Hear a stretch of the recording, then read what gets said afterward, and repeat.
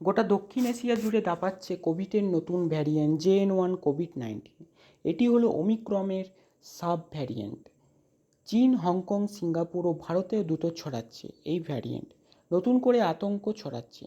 আবার কি তবে দেশে ফিরতে চলেছে সেই ভয়াবহ দিন? ইতিমধ্যেই ভারতে আক্রান্তের সংখ্যা 1,000 ছাড়িয়ে গেল। সোমবার 26শে মে 2025 কেন্দ্রীয় স্বাস্থ্য মন্ত্রকের সূত্র অনুযায়ী ভারতে বর্তমানে করোনার পরিস্থিতি নিয়ন্ত্রণে থাকলেও সক্রিয় কোভিড কেসের সংখ্যা 1,010। উদ্বেগ বাড়িয়ে দেশে বাড়ছে করোনার সংক্রমণ।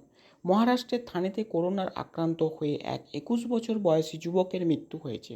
কর্ণাটকের বেঙ্গালুরুতে 84 বছরের এক বৃদ্ধেরও করোনায় মৃত্যু হয়েছে। কর্ণাটকের মোট করোনা আক্রান্তের সংখ্যা 50 ছুঁই। তার মধ্যে বেঙ্গালুরুতে আক্রান্তের সংখ্যা সবচেয়ে বেশি।